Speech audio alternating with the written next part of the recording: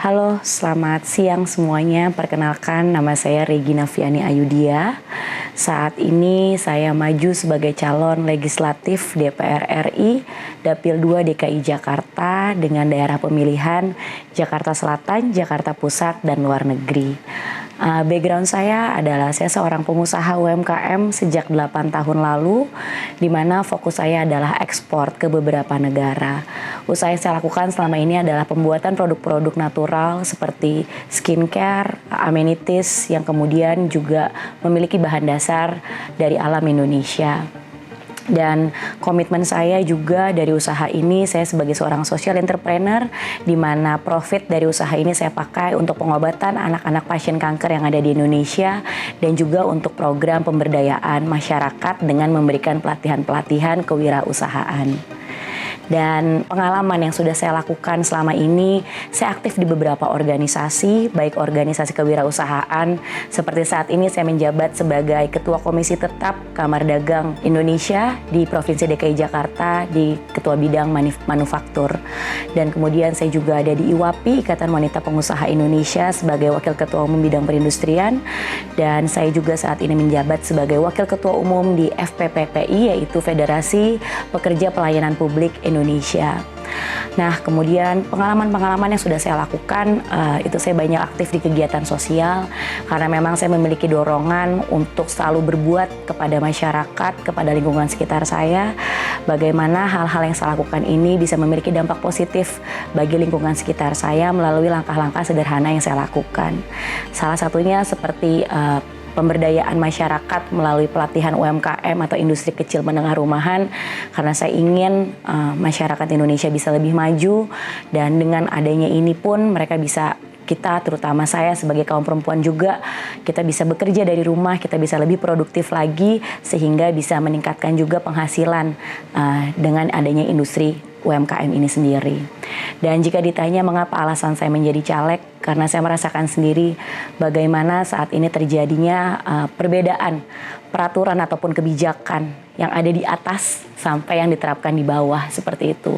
Saya sebagai pelaku pengusaha UMKM juga yang memiliki orientasi ekspor, di mana saya memiliki keinginan bagaimana produk-produk Indonesia dengan kualitas yang bagus dapat dikenal juga di luar negeri gitu, karena saya juga memiliki rasa nasionalisme. Namun pada kenyataannya banyak sekali kebijakan-kebijakan yang terkadang mempersulit untuk produk Indonesia ini dapat dikenal lebih luas lagi di luar Indonesia, seperti itu. Jadi kalau ditanya alasan saya mengapa memberanikan diri untuk menjadi calon legislatif, karena memang saya ingin berbuat lebih ataupun mengatur segala kebijakan-kebijakan yang ada, membuat kebijakan-kebijakan yang pro terhadap para pengusaha UMKM ataupun adanya investasi asing dari luar untuk memajukan Indonesia.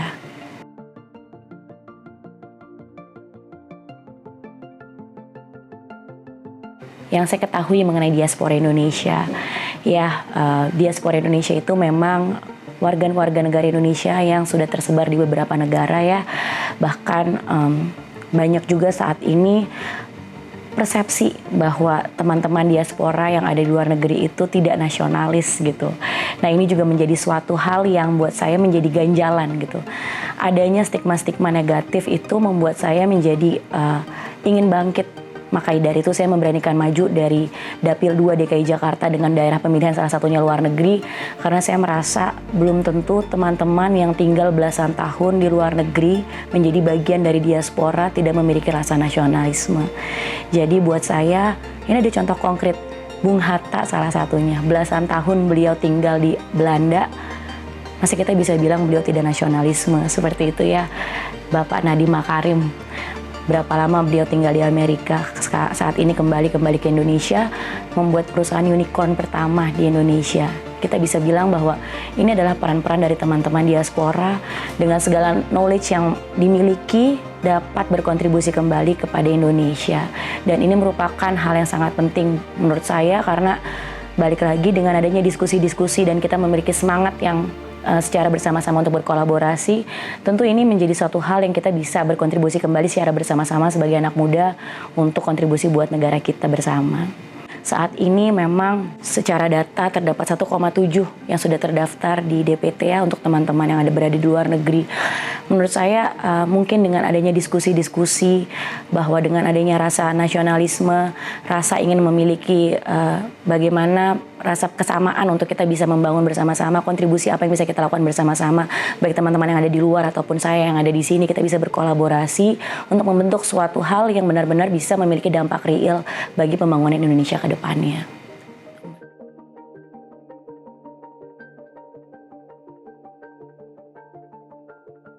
Baik, kalau untuk keluhan ya dari teman-teman ataupun aspirasi teman-teman diaspora Indonesia, banyak yang saya dengar mungkin kalau kembali ke Indonesia mungkin skill yang dimiliki itu kurang dihargai, ataupun mungkin balik lagi urusan masalah gaji ataupun lapangan pekerjaan. Bagaimana ketika teman-teman diaspora kembali ke Indonesia, pekerjaan apa yang bisa diberikan di Indonesia gitu ya.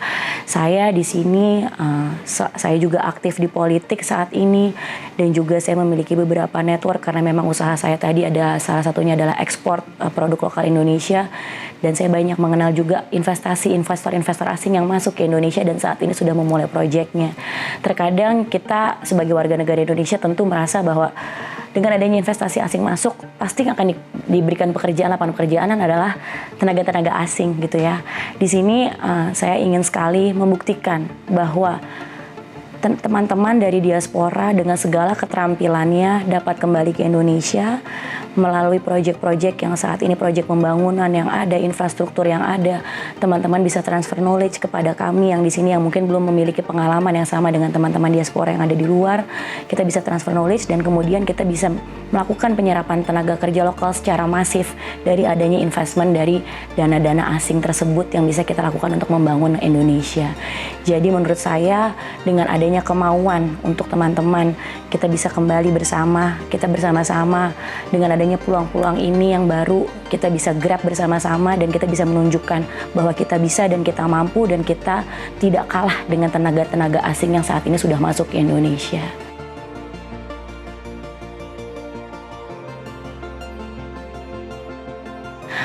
Jika saya terpilih, yang akan saya perjuangkan yang pertama adalah kolaborasi ya, pengeratan hubungan antara teman-teman diaspora yang ada di luar dengan kami yang ada di sini untuk peningkatan UMKM.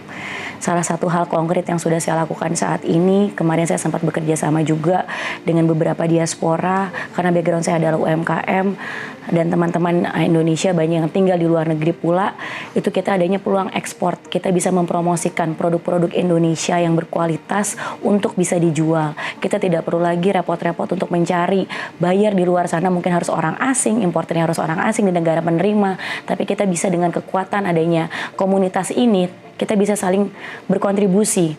Teman-teman yang ada di Indonesia sebagai pelaku UMKM bisa mengekspor barangnya ke luar negeri, diterima oleh teman-teman diaspora dan teman-teman diaspora bisa menjadi pelaku industrinya di sana gitu. Jadi ini merupakan suatu win-win solution yang sebenarnya bisa kita lakukan secara bersama-sama, namun dibutuhkan kebijakan yang jelas dari Indonesia sendiri gitu. Karena ini merupakan balik lagi KPI dari pemerintah ini bisa tercapai dengan adanya peningkatan ekspor. Kemudian teman-teman di sana juga bisa menambah pendapatan karena saya juga banyak berbicara dengan teman-teman diaspora di sana. Mungkin ada yang ikut suaminya bekerja di luar negeri tapi mereka menjadi ibu rumah tangga, untuk mencari pekerjaan juga tidak mudah di sana. Tapi dengan adanya bisa melakukan memproduksi produk-produk industri rumahan ini bisa dijual di sana, itu bisa menambah pendapatan bagi teman-teman diaspora juga yang tinggal di luar negeri. Seperti itu. Yang kedua adalah yang akan saya perjuangkan itu berkaitan dengan ketika teman-teman diaspora kembali ke Indonesia. Seperti yang tadi saya sampaikan, dengan adanya proyek-proyek yang masif saat ini di Indonesia, dengan adanya keresahan kita bahwa penyerapan tenaga asing yang begitu besar saat ini, itu adalah suatu peluang bagi teman-teman diaspora untuk kembali kita bersama-sama membuktikan diri bahwa anak-anak Indonesia ini kita memiliki skill, kita memiliki wawasan, dan kita memiliki knowledge yang tidak kalah dengan tenaga-tenaga asing yang masuk ke Indonesia. Karena teman-teman sendiri memiliki skill dan knowledge juga yang sudah luar biasa dari pengalamannya tinggal di luar negeri, pembelajaran, ilmu-ilmu yang didapatkan, maka itu dapat kita lakukan dan kita terapkan bersama-sama di Indonesia. Terima kasih.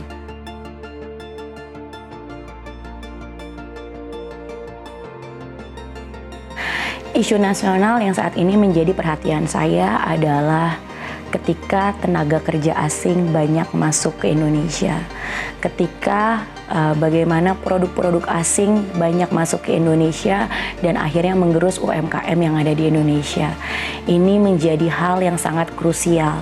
Maka dari itu saya di sini juga dengan adanya kolaborasi dan hubungan diplomasi juga dengan beberapa negara, dengan adanya hubungan baik mungkin dengan teman-teman muda yang saat ini menjadi potensial calon-calon pemimpin masa depan di negaranya masing-masing. Saya banyak membangun komunikasi dengan mereka. Bagaimana caranya untuk kita mengatasi hal ini, gitu ya. Jadi di sini kembali lagi dengan adanya investment asing yang masuk ke Indonesia, jangan lagi kita memiliki pemikiran bahwa wah ini oknum-oknum tertentu akan menjual negara Indonesia. Tidak. Bahkan di sisi lain sebenarnya dengan adanya jumlah APBN kita yang terbatas, investasi asing yang masuk itu membantu negara kita buat sebenarnya memajukan dari struktur pembangunan, ekonomi dan juga infrastruktur dan lain-lainnya. Di mana di situ terjadi penyerapan tenaga kerja lokal. Hanya saja kebijakan yang harus kita benarkan. Di mana setiap kali adanya investment, direct investment yang masuk ke Indonesia, paling tidak 96% itu harus menyerap tenaga kerja lokal. Sehingga ini akan mengurangi tingkat pengangguran. Di sini kita akan meningkatkan SDM yang ada di orang Indonesia, SDM yang unggul. Dan di sini dibutuhkan peran dari teman-teman diaspora supaya teman-teman juga bisa transfer knowledge dan akhirnya kita semua bisa bekerja bersama-sama di negara kita untuk memajukan negara kita bersama.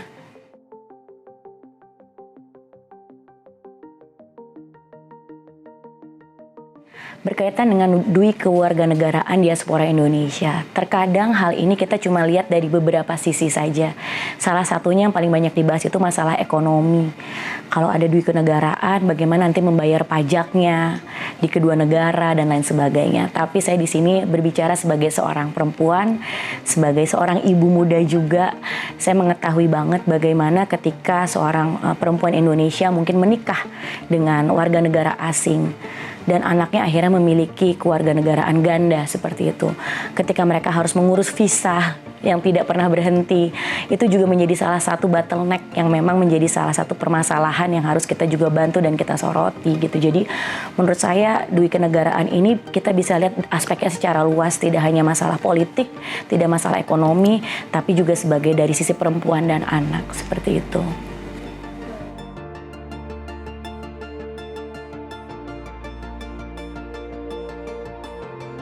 Menurut saya mempunyai Badan Nasional Diaspora Indonesia. Mungkin lebih tepatnya jika kita memiliki diaspora Indonesia, tadi kan mungkin banyak keluhannya juga bagaimana ketika pulang ke Indonesia bisa mendapatkan pekerjaan yang sesuai dengan skill yang teman-teman diaspora miliki. Hal pertama menurut saya yang paling mendasar adalah kelengkapan database ya, mungkin lebih ke arah bagaimana kita memiliki data diaspora di Indonesia yang jelas, skill apa yang dimiliki teman-teman. Misalnya ada yang researcher, ada yang teknologi, kemudian ada yang hal lain-lain, peneliti dan lain sebagainya gitu. Jadi dari situ pun kita dapat mengklasifikasi peluang pekerjaan apa ataupun proyek apa yang dapat teman-teman terlibat di proyek-proyek ataupun investment tadi yang masuk ke Indonesia saat ini gitu. Jadi transfer knowledge-nya pun tetap sasaran. Tidak lagi teman-teman pulang ke Indonesia bingung harus mencari kerja, padahal teman-teman di luar sudah memiliki knowledge dan pengalaman yang luar biasa, namun ketika pulang ternyata knowledge itu hanya dihargai sama seperti teman-teman mungkin yang belum ada pengalaman. Hal ini juga harus kita waspadai gitu. Mungkin di sini dibutuhkan suatu organisasi ataupun bentuknya badan atau apapun itu untuk bisa saling membantu, kita ada ruang diskusi sehingga kita bisa men-solve semua problem-problem ini gitu. Jadi sebenarnya badan ini mungkin bentuknya bisa organisasi atau badan atau apapun, tapi kita bisa solve untuk permasalahan-permasalahan yang ada karena saya tahu sendiri permasalahan di diaspora itu cukup kompleks. Terima kasih. Untuk teman-teman diaspora Indonesia yang berada di luar negeri, selamat berjuang di sana. Apapun yang dikerjakan, jangan lupa bahwa kita juga memiliki tujuan bersama-sama dengan segala network yang kita miliki, kemampuan, skill yang kita miliki. Jangan pernah melupakan Indonesia, karena saya percaya teman-teman di luar sana juga mempunyai cita-cita yang baik, selain kita bisa menyejahterakan keluarga kecil kita yang ada di tanah air, namun ada hal yang lebih besar, karena hidup ini bukan semata-mata tentang kita pribadi, tapi bagaimana hidup kita bisa bermanfaat bagi bangsa dan negara kita untuk saat ini. Dan saya juga mohon doa dan dukungannya dari teman-teman yang diaspora yang berada di luar negeri. Saat ini saya maju sebagai calon legislatif dari PDI Perjuangan dengan nomor urut 3 dengan daerah pemilihan DKI Jakarta, Jakarta Pusat, Jakarta Selatan, dan luar negeri secara keseluruhan. Sekali lagi saya mohon doa dan dukungannya sehingga kita bisa berjuang bersama-sama untuk berkontribusi terhadap Indonesia. Terima kasih. Wassalamualaikum warahmatullahi wabarakatuh.